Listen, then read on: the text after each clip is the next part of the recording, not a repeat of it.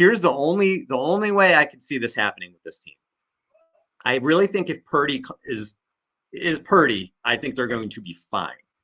Don't know. Even with Lance, I think they could win games because Lance will take care of the ball, and I don't think Kyle's really going to put him in a position where he's going to throw a lot. I Yeah. think it would be similar to what we saw last year. They're going to run a lot with him if it is Lance. I don't think Lance is going to be throwing the ball 30, 35 times. It'll be a different type of offense. Where can they get into trouble here? If Sam Darnold does have to start early, okay, everybody seems to think like, oh, well, Kyle Shanahan is the cure all for Sam Darnold. He's going to be fine. You can't fix QBs who turn the ball over. Yep. Sam Darnold has 68 turnovers in 56 games, 55 interceptions, and 13 fumbles lost. Now, his teams are 21 and 34 with him as a starter. And has he had Adam Gase? Has he had Matt Rule? Has he been in a tough spot? Sure.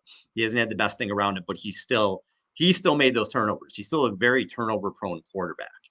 Even Kyle Shanahan cannot escape that. Think back no further. I know there's a better team around him now, but Nick Mullins had 26 turnovers, 22 interceptions, and 4 fumbled lost. CJ Beathard had 21 turnovers, 13 interceptions, and 8 fumbles lost when they were with the 49ers. The Niners were 7 and 21 in the games that they started. So it's not that you can just plug in any quarterback with Kyle Shanahan and they're going to be great.